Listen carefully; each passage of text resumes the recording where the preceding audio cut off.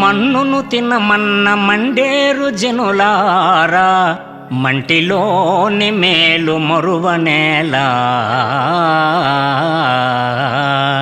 నేళ్లలోని మేలు నిఖిలమయ్యుండురా, విశ్వదాభిరామ వినురవేమా.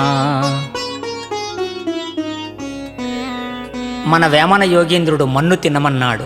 మనం బ్రతుకుతున్నదే మన్ను మీద, మనము తింటున్నదే మన్నిచ్చిన ఫలాలను. మన జీవితమే మన్ను మీద ఉంది.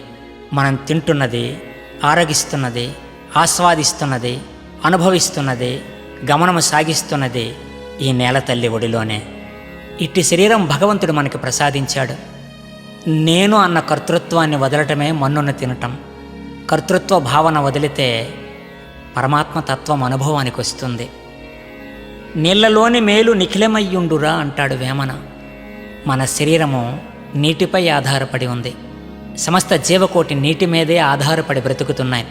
ప్రాణులకు ఆధారము, జీవనాధారము జలమే. ఇక్కడ నీరు అంటే జ్ఞానము. ఆ జ్ఞానమన్న జలాన్ని గ్రోలటమే జీవితానికి సార్థకత.